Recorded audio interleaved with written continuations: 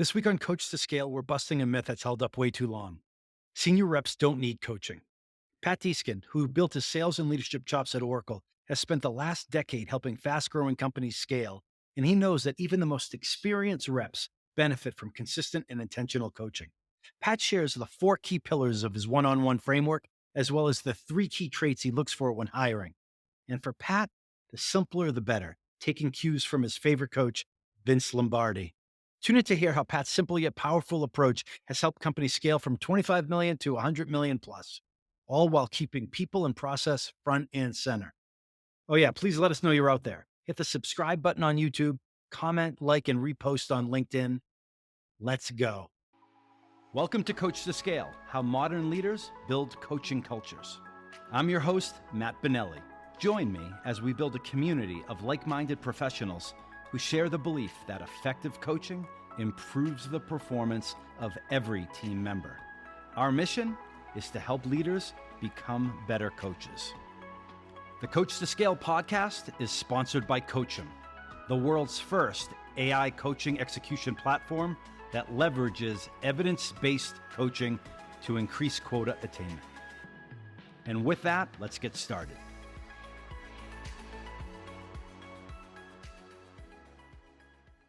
Today's guest knows the riches are in the niches. He's a huge proponent of first building your skills generally and then honing them more specifically to really add value to the company and the sales organization he leads. He built those general leadership skills at Oracle and then honed them in the billing and e-commerce space with companies like Zora, like Salsify, Bluecore. Currently, he's Chief Revenue Officer at NewStore, also a friend since those days at Oracle. Pat Deskin, welcome to Coach2Scale. Thanks, Matt. I appreciate it. Man, you made me sound pretty smart there. I appreciate that. It's not an easy thing to do is to make me sound smart. It took a lot of work. So, Pat, um, first question's a Mythbuster question. I ask pretty much everybody this, and you've seen and heard all of them. What's a myth that you've heard in this crazy business when it comes to coaching and leading salespeople and sales leaders that you believe is misguided or complete BS? It's a great question. God, you can go in so many different directions with it. The one that keeps coming up to me, and it's probably because of the companies that I've been with and kind of where we've been at and what we're trying to do from where I joined and where we're trying to get to is probably the biggest is that senior reps or the experienced reps don't need to be coached. They don't need any coaching, and that man, that couldn't be further from the truth, especially when you're in startup companies, because it's a scenario where you've typically had somebody who's been there for a long period of time. They've gone through the dog days of kind of growing it. They've closed the majority of the revenue. But the reality is, in the early days, they've probably done that by winging a lot of different things. They had a ton of Yeah. support. And then all of a sudden, they're like the smartest people in the world. And they're like, I got it, I got it, I got it. And yeah, that's a big one for me. Just because they've been doing this for a while doesn't mean that they don't need coaching and they don't need help, right? And so it reminds me of the phrase or the question that I learned to ask in an interview when someone has on their resume, let's say, I have 15 years of experience. And the question that I stole from someone else is, do you have 15 years of experience or do you have 1 year of experience 15 times? Can you tell me the difference? And like, what have you done to evolve? Right? Like, that's important, right? You're not the same person you were 15 years ago. Yeah, it's exactly right. And what happens is you start to get to a point when you push them to get better. And what I try to do, there's a lot of different tactics you can do that. You do it in one-on-ones on a weekly basis, which I'm a big proponent of. Having something that what did you do different this week? That really gets down to a granular level. And when you're consistent with your one-on-ones, they think about that, right? They put their head on the pillow the night before the one-on-one, and they know the last 15 times they've had a one-on-one with you, you've asked, what did you do better this week? And they start to think about it and nature starts to take its course. Or they fight you on it, because that's the other thing too, is they look at it and they're like, I'm done with this. And they fizzle out. And that's okay too. Yeah, you can learn a lot. As Yogi Berra said, you can learn a lot just by watching. You said something about one-on-ones. You said I'm a big proponent of the one-on-one.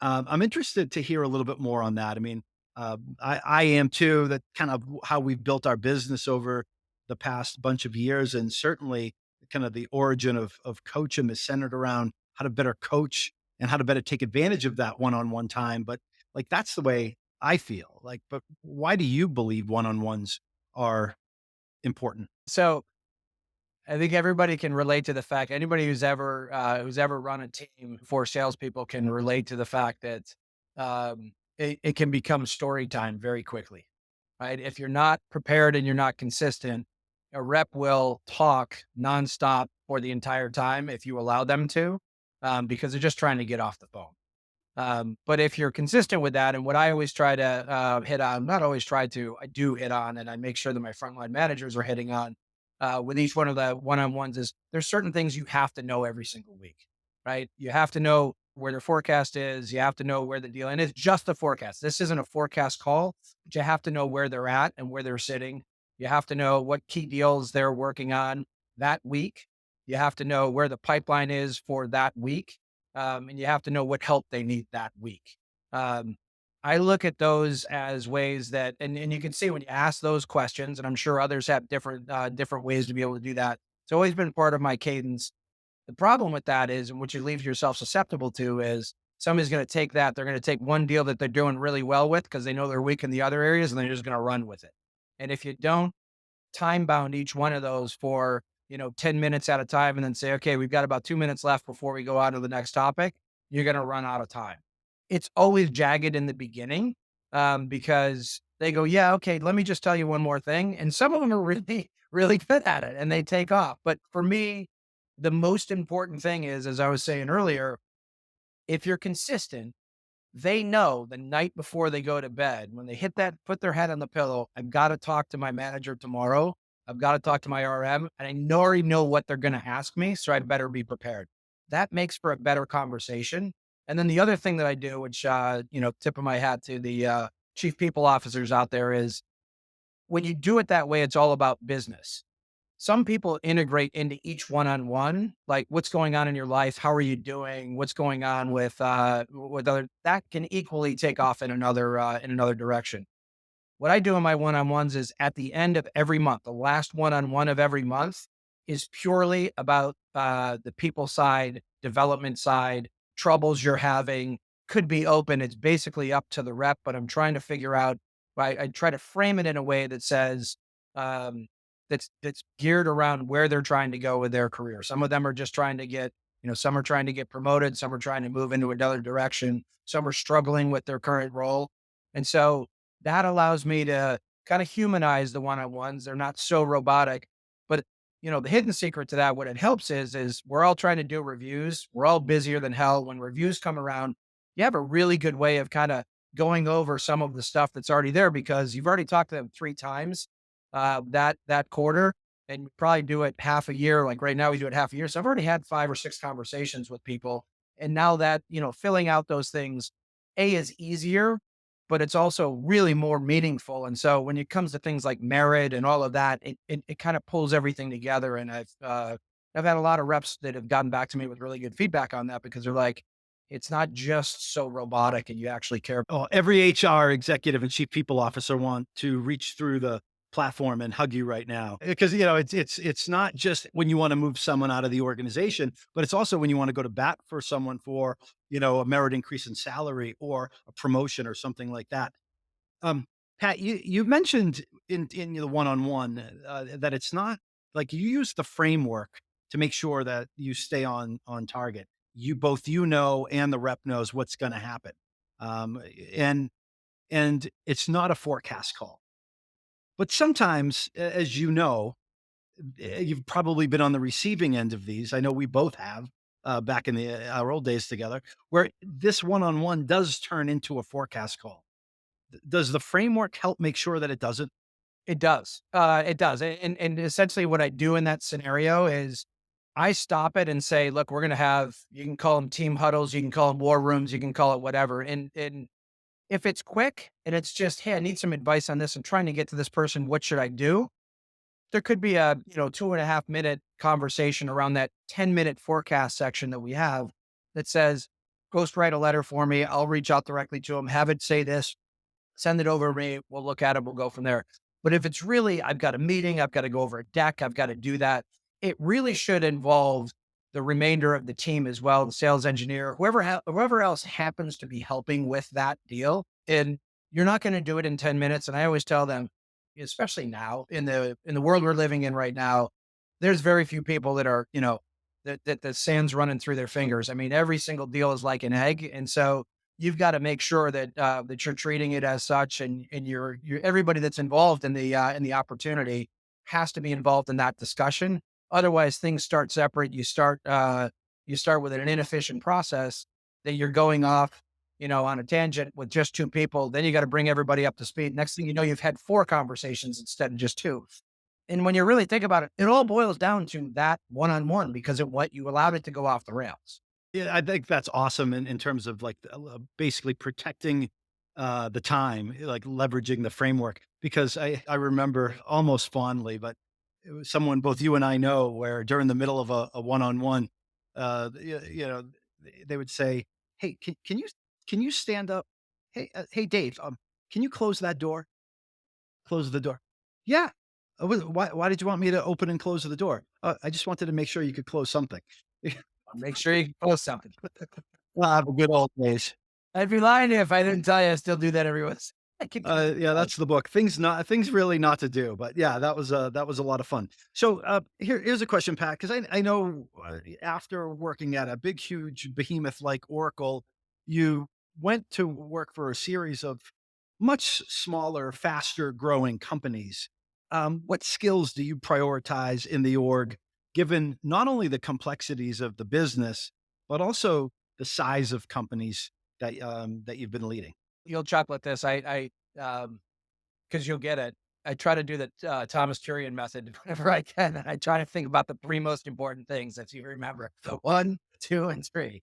But it always stuck with me, and I think it's it's important to simplify things down to those three. And if I were to pick three things, actually do pick three things because it's exactly what I think about, which is they have to be curious, constantly curious. And you can take that in a bunch of different directions of just the questions that they ask and how they do discovery. They have to be problem solvers because particularly in the companies that I've been with, but it's applicable to everything. It was absolutely applicable to Oracle. It doesn't really have to do with size of company, but you have to be a problem solver, and that's both internally and externally. And you also have to be aggressive. And when I say aggressive, I don't mean show up with a ski mask at the end of the quarter and take all your money, but to be able to act with purpose. And again, that's both internally and externally. Is that the old cliche of time kills all deals is absolutely true. It's even more so now. And so they have to operate with pace and urgency. And that's what I try to snuff out when when I'm interviewing anybody. It's what I'm stuffing out right now. I've only been at NewStore now for a month, and, it's kind of what I'm always feeling out with the people that I'm working with, both cross functionally and that are in my org. What's an example of urgency, acting with urgency? Customer reaches out to somebody, has a question. It doesn't seem to be that important. It's not like, hey, the system just went down, but hey, we're thinking about something. It's off in the future. Not quite sure. Was wondering if it was something you're interested in or something along those lines. The ability to be able to get back to that person, don't care if it's the weekend, don't care if it's at night, don't care, what it is, but to get back at least with a response right away, then to be able to raise that up internally. Don't be a hero.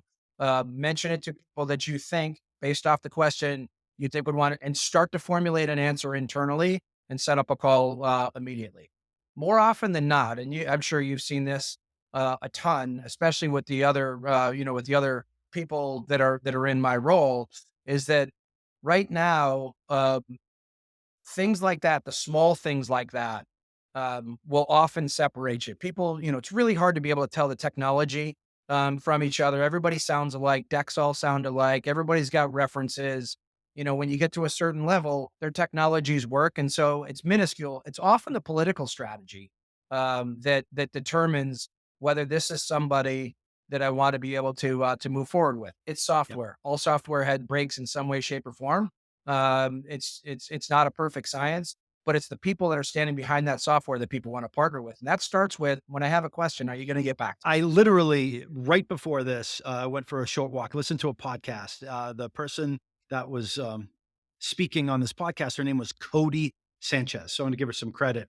I know her. Yeah, I listen to her all the time. So I really liked her thing. In fact, I stopped and spoke into my Evernote so that I remember this.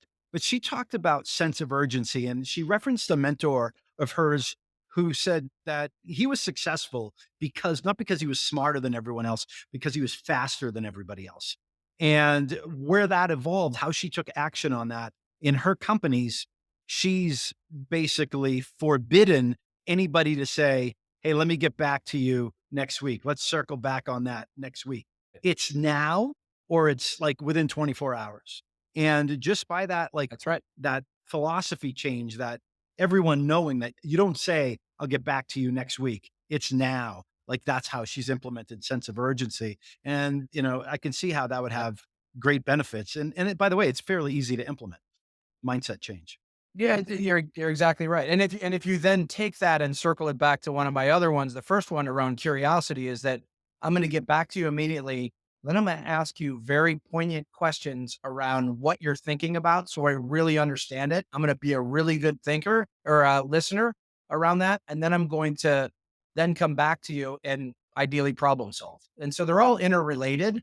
Yeah, and in this interview, this podcast, like, again, just another example, she talked about one of her mentors who had dinner with Warren Buffett. What was it like, having dinner with Warren Buffett? Like, what did you guys talk about? And he's like, "Huh, now that I think of it, he asked me all the questions. I didn't ask him any questions." And the point she made was Warren Buffett, the most successful investor arguably in the world, was acting like he was the dumbest person in the room. Just, hey, how do you run this fund? How do you make investments? Right. So I just thought that was like a good example, Pat, to your point of being curious. How do you demonstrate that? You ask questions and then you listen, which would probably lead to the third element of it, which is problem solving. If you ask good questions, if you understand what they're trying to solve and you're listening, guess what? You can help the customers solve their problems a lot easier. So, Pat, I'm going to pivot on you a little bit here. What's a painful lesson you've learned in this crazy business that kind of helped shape who you are as a leader today? Yeah, it goes back a little bit to what we were just talking about. I'm going to tell you a brief story. But the lesson is the time does kill all deals. I know that's cliche as hell, but let me give you a really good example, and it's something that, like, if you layer this over, this completely changed me. It was when we were back at Oracle, as a matter of fact, and ATG was our customer. This is before Oracle acquired ATG, and so I was a manager at the time. I was the executive sponsor on the deal. We were doing a renewal. And at the same time, they were buying a bunch more. Long story short, the deal was about $2.7 million. It was in the third quarter. Was going to put us over our number. Really important. Meeting. I knew the person, the executive on their side, really, really well. Person I've played golf with. I've gone out. I've gone to their kids' hockey game. Know them incredibly well. So we're at ATG, final negotiations. We're in the meeting, kind of at the tail end of the meeting, and somebody walks by the office and like kind of looks and like opens the door and says, "Hey Ken, can I talk to you for a second?" Ken goes out and I'm like, I look at him like, looks like the CFO. I'm like, wow, that's weird. So he's probably talking about the deal and it's just so Ken comes back in and he goes, "Hey, um, apologies. I got to cut the meeting short. I got to jump into a meeting right now, but I think we're in good shape. Pat, I'll follow up with you." And I'm thinking, no worries. All right, we're in good shape. Like this is cool. Like as a lot of reps do all the time is like, I know the person. They've signed deals before. Like we've gone through all this. They know the sense of urgency. We got 5 days to go before the end of the quarter. Like we're in good shape. I'll talk to him tomorrow because I always talk to him. Day one goes by, nothing. Day two goes by, he doesn't return my call. Day three goes by, he doesn't return my call. On day four, and now my messages are getting a little bit more aggressive. Like, did I say something that did I peeve you off? Like, what's going on here?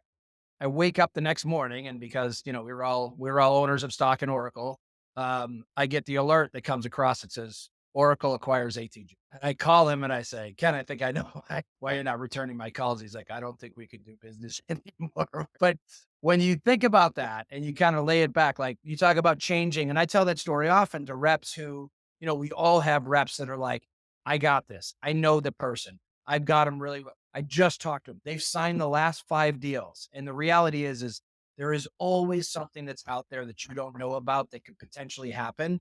And 7 times out of 10, you probably do have it, but it's those other 3, and it always seems to be those other 3 when something happens and somebody gets fired or they do, they get acquired or something happens. It's just like, holy cow. And so, again, that's where the sense of urgency comes in as to one of my 3, but that changed the way that I thought about every single deal and every opportunity that I come across. Um, because it was, yeah, sure, the dollar amount and all of that, but you realize like that was completely outside of my control. And had I closed it the week before, maybe it didn't do it. If I closed it 2 weeks before and didn't wait until towards the end of the, not that I was waiting, but I had more urgency and could close it 3 weeks before, it might have closed because the deal wasn't really put together as of yet. But the CFO walked by, saw we were talking, and said, "Whoop, I got to interject here." Time kills all deals. Yeah. I mean, sense of urgency. Pat, by the way, the same thing happened to me with Siebel Systems. Same exact thing. Like deal blew up. Custom Oracle acquires Siebel Systems. Like, yeah, I could scratch that one off the board. Um, and yeah, I mean, it's just even little things. It's we were in a hurry the other day, and we had to get up and walk out of a breakfast spot because we were again on a time crunch. We were sitting there for I don't know, like close to 10 minutes, and no one came over. Like not even like, hey, I'll be right there. Can I get you a cup of coffee? Nothing. We're like, all right, like we're out of here. Like maybe they cared that maybe they didn't want to lose that business, but it wouldn't have taken much to keep us in the restaurant spending too much money. Exactly right. It's the little things. We'll pivot a little bit more here. You're at NewStore, CRO, right? Yep. For the audience, what does NewStore do? What attracted you there? And what's exciting you the most about working there and with the team?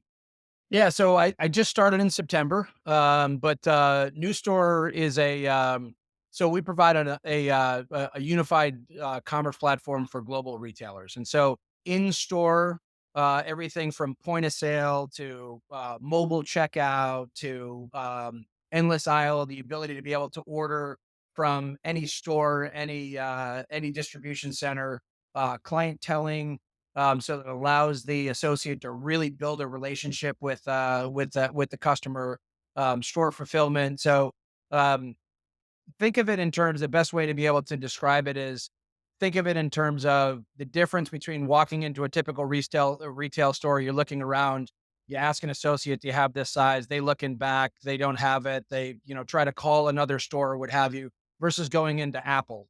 And when you go to Apple, that person never leaves your side. Everything they're doing is off their mobile device. They grab it from the back. Somebody brings it to you. If they don't have it there, they have it shipped directly to your house. So we're doing that for retailers. So pure omni-channel, and then we also have a shopping app as part of that as well. So that's the commerce side of it as well. Nice. And what are you most excited about being there and working with the team? Yeah, so similar to last companies that I've had quite a bit of been on really good runs with Zora was 28 million when I joined, and we grew it to 235 million in 5 years. Salsify was about 28, 29 million when I joined there. We grew it to about 130 in 3 years. So I mean, I've had good runs. Similar with Bluecore, a little bit bigger when I joined, but we're in a time right now where we've kind of broken out of that startup mode. We've got a really solid client base. We've got an extensible platform. We are in all throughout Europe. We're in Australia. We're all throughout the United States. The foundation is completely laid.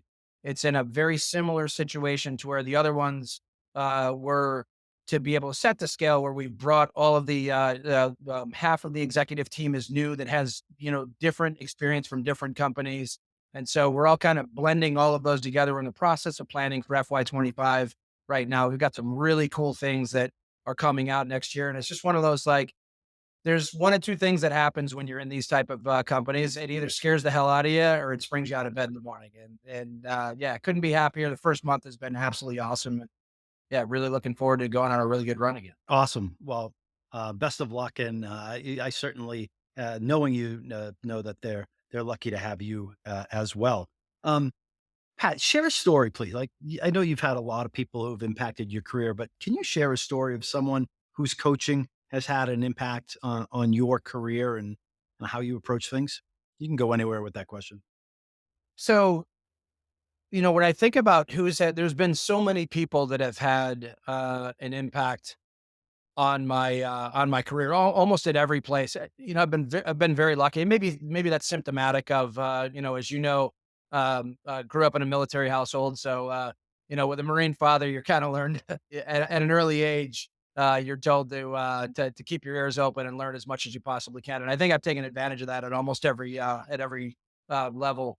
Not to blow wind up your skirt, but I learned a ton from you at Oracle. There's a lot of people. I mean, I joined Oracle saying I would be there for maybe 2 years tops, and famous last words. I left 12 years later because the amount of stuff I was constantly learning. Every single quarter, I got smarter, and I was forced to by people like yourself and Greg Littleman, and you hear the late great Ted Bearswell, and I mean the list goes on of the Joe DeBartolomeo, of course. Is that like you take bits and pieces from everything, and you tie them together. When I went on to Zora, it was kind of that first going back into the startup world, and Mark Dewan was our president over there, and I went from leading a couple of teams over at Oracle to down just leading two people there. And what he did was he was a PTC guy for 19 years before he went there. And he challenged us all. So he hired five of us that were in the same exact spot. They were all vice presidents at other places, came down and only took over two spots. And he said, you guys are going to determine who I promote. So he left the VP roles open and said, you guys will determine who we're going to promote. And we kind of fought it out. He created this environment that was competitive, that was accountable, that was kind of teamwork aspect to that. So I learned a ton from Mark as well. So kind of bits and pieces from everybody. And I candidly, I try to do that. And one of the best compliments I get, and I just got it from somebody when I left Blue Core earlier this year, is when somebody says you're the best manager, best leader I've ever worked for. Yeah, that really hits home because it's all the stuff we've talked about to this point. You spend so many hours in these jobs, and there's so much pressure, and there's so much, there's fun, there's disappointment. Like it's an emotional roller coaster. And when you have somebody that, especially somebody that you've got a ton of respect for, and you say, that's somebody who's going to go somewhere, and they're in their late 20s, early 30s, they're still at the beginning of their career, they're hungry. And if somebody is going to be successful and they tell you that, I mean, that's again, that's one of the things that makes it all worth it when you put your head on the pillow at the end of the day. So true, and a lot of people think that we're in sales and we're coin operated, but I can't count the number of conversations and interviews like this that I've done where people commented very similarly to you in terms of like the impact, feeling good about the impact that you had on others and that those other people acknowledged it. And it certainly does feel good. Um, how about the favorite coach, right? So this is the Coach2Scale podcast. We talk about things like coaching and developing people. Who's Pat's favorite coach? You know me. You know my sports teams. Who would you think it is? I'm guessing you wouldn't say anything Boston sports, even if it were true. No, So it's not true. That's not true. Remember, I'm a Bruins Celtics fan too. I don't know. I'm gonna go one of the greatest coaches of all time, Green Bay Packers, Vince Lombardi. Congratulations. Well done. You're a listener. I like it. Yeah. But look, Vince was a simple guy that was a hard guy. He was he, people would say he was the hardest guy to play for, but I respected the hell out of him and I love playing for him. Guys like you would say Belichick, and I would put him in that same thing. People would say it about Bob Knight. But when you think about leaders who are like that, and I've read every book there is to know about Vince Lombardi. I've got his quotes all over my office, and they're simple, right? They're quotes of, confidence is contagious. Lack of confidence is too. Like one of my favorite ones is practice. Um, Practice doesn't make perfect. But practicing practice makes perfect. Winners never quit and quitters never win. Right? Like those, but they're simple. They're just like, they gotta, when you think about them, they're not hard to follow, but people who played for him respected the hell out of him, and they won because he had a process. He stuck to the process. He got really upset when people were outside and tried to wing it. And when when you're in a sales organization, you're trying to get everybody together. I know it's the old cliche, and I try to always do it of like not always making a reference to sports, but you could do the same thing with, if somebody's into plays, a play doesn't run really well unless everybody's on the same page and there's a leader who's demanding excellence at all time. Same thing in a kitchen. If you're in a five-star Michelin restaurant, like it is high pressure and perfection is expected. So, Lombardi to me was always, obviously because I'm a Packers fan, but he was a simple person that intimidated the hell out of you, but he'd also run through a wall for you and protect absolutely everybody on his team if he had to. Yeah, I mean, yeah, truly one of the greats, Vince Lombardi. Pat, last question. If you had to give a TED talk tomorrow on a topic related to leadership and coaching and sales, what would that topic be and why? I think it would be how to be able to build a team based off people and process. So I would do it specifically in sales, and I would do it in it would likely be the audience that I would try to gear it towards is people who are in companies that I've been in similar size and trying to scale to get to that $100 million to be able to file an S1 or position themselves to go to get acquired or what have you. $100 million is kind of the golden number to get to. What I've learned over the time through Zora and Salsify and Bluecore and I'll tell you in the first month here at NewStore, it's no different, is that the problems are all the same and you can throw almost all of them into one or two buckets. It's people and process, and you can't screw either one of them up. It's how companies, when companies aren't able to grow, they don't have the right process. They have a good technology. They have great customers. And Vista Equity Partners comes in and they scoop them up and they put their process on top of it. If you have the right process without the right people, you're just going to stunt your growth because you're constantly turning people over. Really expensive proposition. Your burn rate goes up. And so if you just look at those two principles, there's a lot that cascades down from that. But, at least one person's opinion who's been through it now is getting into it for the fourth time. Um, that's where I would spend the majority of my time. Pat, I think that's a really good place to leave it. We covered a lot of ground.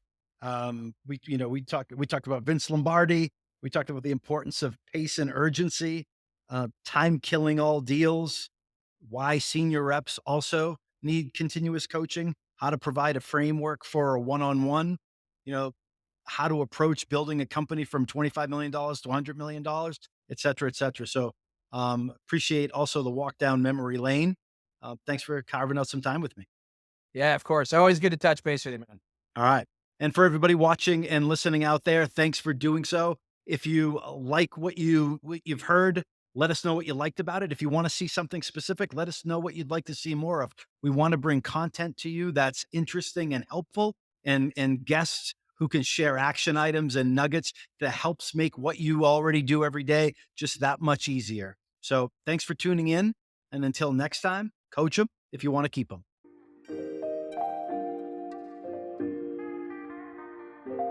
We hope you've enjoyed this episode of Coach2Scale, How Modern Leaders Build Coaching Cultures. For show notes and other episodes, visit us at coachem.io. That's COACHEM.io. And follow us on Twitter at CoachemNow. See you all next week. Thanks for joining. And remember, coach them if you want to keep them.